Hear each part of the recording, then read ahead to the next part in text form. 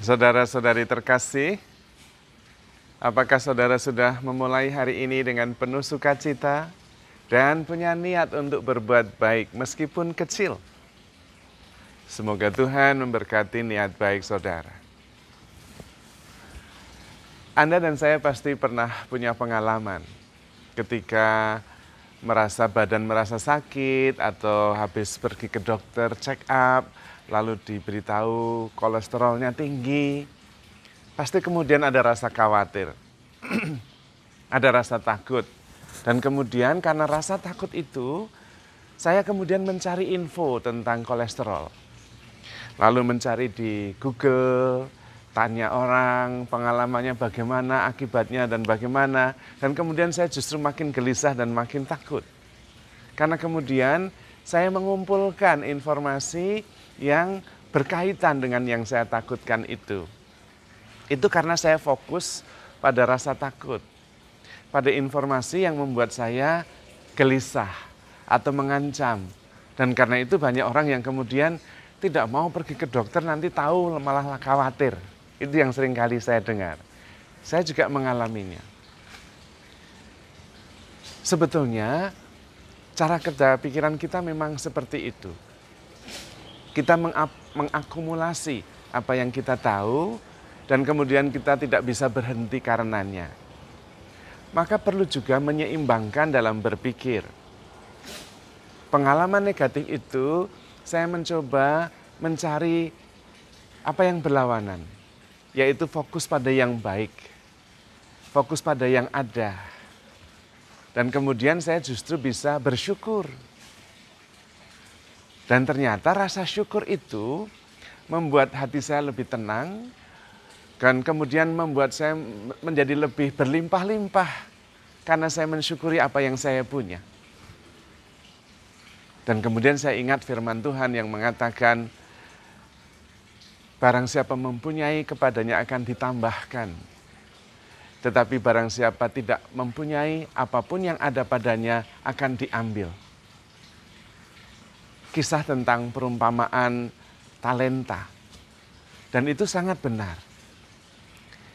Dari perumpamaan itu sebetulnya Tuhan mengajak kita untuk fokus pada apa yang ada pada kita, fokus apa yang bisa kita syukuri. Dan karena itu bersyukur menjadi sangat penting. Dalam doa syukur agung setiap kali merayakan Ekaristi, kita selalu mengawalinya dengan sungguh pantas dan benar. Luhur dan menyelamatkan. Bahwa kita selalu dan dimanapun bersyukur kepadamu. Bersyukur itu bahkan menyelamatkan. Karena kemudian kita memberi sinyal kepada pikiran kita sendiri untuk selalu berpikir mensyukuri apa yang ada. Dan ternyata kalau kita mendaftar apa yang perlu kita syukuri setiap hari, itu banyak sekali. Lebih banyak daripada keluhan atau derita. Tetapi kalau fokus pada yang negatif, ternyata yang negatif juga banyak sekali. Sebetulnya secara psikologis bisa dimengerti. Ada sebuah percobaan tentang selembar kertas yang kosong putih, lalu ditetesi tinta hitam kecil sedikit. Dan para peserta tes diminta untuk fokus pada titik hitam itu. Dan kemudian ada kelompok lain yang fokus pada yang putih. Dan yang fokus pada titik hitam itu merasa bahwa warna kertas itu dominannya hitam. Dan tidak lagi bersih dan sungguh-sungguh ternoda. Tidak bagus untuk dipakai. Tidak ada gunanya lagi karena sudah ternoda oleh titik hitam tinta itu. Sementara kelompok yang lain yang diminta untuk fokus pada bidang yang putih, mereka menyampaikan respon yang sangat berbeda. Kertas ini masih bagus, titiknya cuma kecil sedikit sekali, dominannya masih bersih. Bahkan ada yang mengatakan itu seperti hidup kita lah. Hidup kita itu tidak mungkin putih semua, ada bercak-bercak hitamnya, tapi dominannya masih putih. Masih bisa digunakan, masih banyak manfaatnya. Kita bisa membuat catatan, membuat tulisan, bahkan bisa menjadi sebuah artikel kalau dari benih atau bibit tulisan yang sungguh inspiratif. Reaksi yang sangat berbeda secara psikologis dan emosional. Maka penting sekali kita fokus pada yang baik dan apa yang ada pada kita. Saya seringkali mendengar orang mengatakan, kalau Anda mempunyai makanan di atas meja dan atap di atas kepala Anda jauh lebih beruntung daripada yang Anda sadari. Karena kalau kita fokus pada yang ada pada kita, itu berarti kita punya rumah, kita punya makanan, sementara banyak orang yang makanan saja tidak ada, apalagi rumah. Dan dari hal yang sepele itu, kemudian terakumulasi rasa syukur atas apa yang kita terima. Saya sendiri sangat senang menyadari bahwa begitu kita lahir sebetulnya kita sudah untung. Bagaimana bisa rugi? Investasi saja tidak. Menanam modal saja tidak. Bagaimana bisa rugi? Loh, tapi kalau menderita, Romo, ya kita untung mengalami penderitaan. Dan penderitaan itu toh bisa diproses menjadi kekuatan. Tidak ada orang yang sungguh hebat, tidak melalui jalur kehidupan yang sungguh menantang. Tidak ada. Pendaki gunung yang hebat itu yang mengalami jatuh bangun dan berusaha mengetahui kekuatan di dalam dirinya maupun kekuatan yang ada di sekitarnya. Para pemain-pemain sepak bola yang terkenal, pemain olahraga yang terkenal, mereka juga jatuh bangun berlatih. Dan terutama berlatih untuk mengalahkan orang yang ada di atasnya. Kalau mengalahkan yang ada di bawahnya, tantangannya tidak cukup untuk mengeluarkan yang terbaik dari diri kita. Maka memang begitu lahir saja kita sudah untung. Karena itu kita sebetulnya berani terus-menerus fokus mulai dari apa yang ada. Dari apa yang kita bisa. Dan kemudian dalam perjalanan kita mengalami transformasi.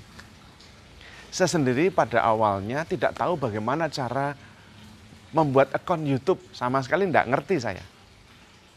Lalu saya meminta orang lain mengajari. Dan kemudian saya mencoba sendiri. Membuat rekaman, kemudian mengupload, kemudian hanya sekedar untuk memberi salam. Karena pada waktu itu saya mengalami lockdown di Sri Lanka, tidak bisa kembali entah kapan, tidak ada penerbangan.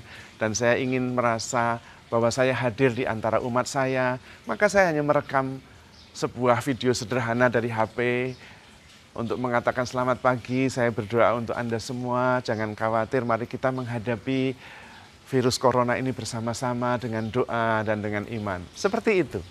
Lalu saya mulai membuat renungan supaya umat merasa diteguhkan dan tidak terlalu khawatir. Dan ternyata sekarang berkembang menjadi begitu banyak. Dari awalnya saya hanya memulai dari apa yang saya bisa dan saya tahu sekarang bertumbuh menjadi lebih besar. Dan selama perjalanan saya sendiri mengalami perubahan, transformasi. Dan justru sekarang perubahan dan transformasi itu bisa saya bagikan untuk Anda semua. Jadi ketika saya memulai saja dengan apa yang kita punya, apa yang kita tahu, dan dalam perjalanan terbuka untuk terus bertumbuh. Dan itulah yang terjadi dengan banyak usaha yang kita kerjakan di dunia ini. Maka penting sekali mengikuti mindset apa yang diajarkan oleh kitab suci, oleh Tuhan Yesus. Kita mempunyai talenta, dan mulai dari talenta yang ada pada kita. Entah 1, entah 3, entah 5, entah 10, tidak masalah. Mulai dari talenta yang kita punya. Dan menambah sedikit demi sedikit. Dan dalam perjalanan kemudian terjadi transformasi. Yang bahkan mengubah seluruh diri kita, mengubah dunia di sekitar kita. Maka mari saudara-saudari terkasih, kita mulai dari apa yang ada pada kita, kita mulai terus mensyukuri yang sudah Tuhan berikan dan mengembangkannya dengan ketekunan, dengan kesetiaan, dengan iman. Terutama kita menyadari bahwa kita begitu dicintai oleh Tuhan. Itu adalah anugerah pertama yang patut kita syukuri. Dan berdasarkan modal cinta Tuhan itu kita berani melangkah untuk menghadapi apapun, literally.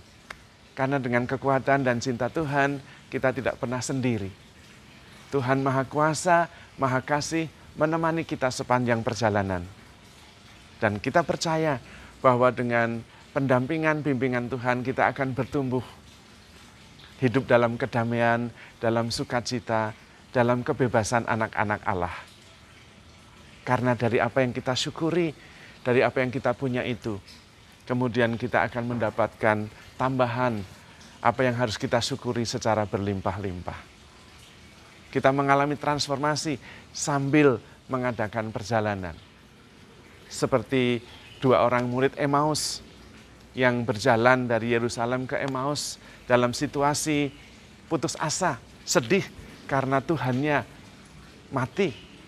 Tapi kemudian dalam perjalanan Tuhan hadir dan membuka mata mereka.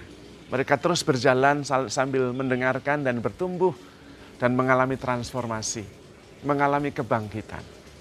Maka saudara-saudari terkasih, mari kita fokus pada apa yang kita punya, fokus pada rahmat yang diberikan Tuhan kepada kita dan terus mengembangkan anugerah itu. Dan kemudian yakin bahwa dalam perjalanan bertumbuh secara rohani akan terjadi transformasi. Karena menemukan sendiri betapa Tuhan sangat mengasihi kita dan menemani perjalanan rohani kita. Maka saudara-saudari terkasih, handle yourself with care because you are loved. Tuhan memberkati.